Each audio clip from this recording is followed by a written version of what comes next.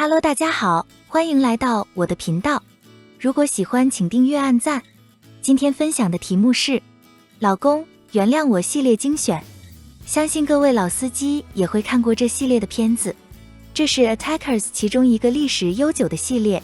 最早的一部应该是在2009年发行的 RBD162， 由波多野结衣主演。在这系列当中，除了男女主角外，必然有的就是这位老公松本洋一，相信他的出镜率会比任何一位男优还要多。好了，言归正传，我们开始吧。第一部是 ADN 300，由九条满主演。身高168厘米的他拥有 F 罩杯，他在今个月出道，目前只有这部 AV debut 作品。个人觉得有点奇怪，她虽然不是仙女下凡，但在熟女界别中，她的样子与乃子算是属于中上级数。如果要到 Madonna 做专属女优并不是梦，为什么一下子就跑到 Attackers 拍剧情片？说回正题，片中的她与丈夫过着幸福的婚姻生活，二人的梦想就是丈夫能够被公认为报道文学作家。丈夫在主编田渊正浩的推荐下，参加了报道文学奖的申请。田渊借此为由，到二人家中提供意见及辅导，但他真正的目标原来是九条满的身体。下一部是 ADN 275，由美孝佳奈主演。身高158厘米的她拥有1罩杯。她在2014年出道，共有541部单体作品及合集。在片中，佳奈在广告代理公司工作，因为疫情严峻，她被公司安排在家中工作。由于佳奈工作能力备受赞赏，不常田渊正浩成功推荐她的岗位转为正职。有一天，佳奈误把一个重要档案删除了，而且不能回复，于是向不常求助。不常二话不说，立即亲自赶到佳奈家中协助。成功回复档案后，不常便向佳奈提出这次过失的惩罚。不常，不要，我有老公的。不常好像心里暗笑着，你放心好了，我又不是喜欢你的老公。下一部是 ADN 242，由藤森李穗主演。身高160厘米的他拥有剧罩杯。他在2014年出道，共有365部单体作品及合集。在片中，李穗与丈夫结婚3年，并过着快乐的婚姻生活。丈夫的表弟的妻子在1年前因为交通意外而身亡，表弟因此受了严重打击，情绪非常低落，甚至连工作也辞去了。丈夫为此感到担心，明白事理的李穗提议让表弟暂时搬到家中与他们共住，帮助表弟恢复正常生活。有一天，表弟告诉李穗，妻子出事的原因原来是当日他正赶去约会情夫而被车撞到的。可恶的表弟正打算将自己被绿的痛苦转嫁到表哥身上。下一部是 ADN 235，由凛音桃花主演。身高165厘米的她拥有罩杯。她在2018年出道，共有473部单体作品及合集。在片中，桃花与当律师的丈夫过着幸福的婚姻生活。有一天，丈夫的弟弟致电丈夫，想委托丈夫帮他处理离婚的事情。丈夫在不清楚弟父提出离婚的理由的情况下，答应弟弟为他担任其离婚的辩护。为了解弟弟的情况，哥哥邀请他到家做客。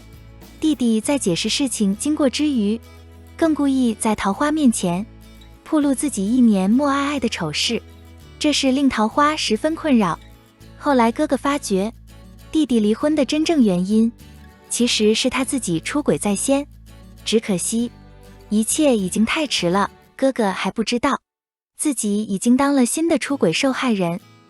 下一部是 DN 236，女主角是河北春菜。身高162厘米的她拥有 F 罩杯。她在2016年出道，共有334部单体作品与合集。在片中，春菜与丈夫打算生育小孩，可惜因为丈夫工作繁忙而耽误了二人爱的机会。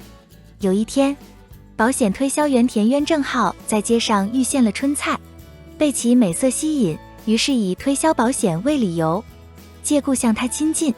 与此同时，春菜得悉好友怀孕，令原本已经感到困扰的她更加心急如焚。田园正浩好像手上拿着水晶球一样，洞悉春菜一切烦恼。于是，一天晚上，正当丈夫加班之际，田园正浩决定到春菜家中提供不保险服务。下一部是 DN231， 由新井优香主演。身高167厘米的她拥有 F 罩杯。她在2018年出道，共有22部作品。在片中，优香与丈夫过着幸福的婚姻生活。有一天，丈夫儿时的好朋友真吾到访。据悉，真吾原本工作的投资公司因为生意失败而破产，并且结业，而且负责人也逃之夭夭。真吾一方面未能讨回薪金，另一方面更要被迫迁出公司的员工宿舍。真吾顿时变得身无分文，走投无路，唯有向丈夫求助。有情有义的丈夫当然不会袖手旁观，决定邀请好朋友到家中暂住数天。但夫妻二人怎会料到，除了真吾肚子饿外，小真吾也要吃东西啊。下一部是 DN110， 由松下沙荣子主演。身高165厘米的她拥有 F 罩杯。她在2015年出道，共有117部单体作品与合集。在片中，沙荣子是一位人妻。她得悉在车站前有一间新的美容沙龙开幕，便与好朋友玉子一起前往尝试。友善的店主冈田不但提供优质的服务，更向沙荣子提出在美容店工作的邀请。沙荣子不虞有诈，与丈夫商讨后，便接受了冈田的提议。岂料，店主原来的目标是沙荣子完美无瑕的身体。沙荣子第一日上班，便已经被店主狠狠地培训。最后，沙荣子由最初大叫不要，变成了最后大叫不要停。下一部是好片重温，番号是 RBD198， 由长泽子主演。身高162厘米的她拥有罩杯。她在2008年出道，共有620部单体作品与合集。这片子是2010年的作品。奇怪的是，虽然已有11年历史，但仍然可以找到高质素的 HD 片。长泽在片中饰演一位人妻。有一天，他在街上遇到了前上司高成，看见面容憔悴的高成，长泽子邀请他到自己家中详谈。原来高成被公司辞退了，因为高成从前很照顾长泽子，他为了报恩，决定向高成提出帮助，但这次帮助也出乎他意料之外。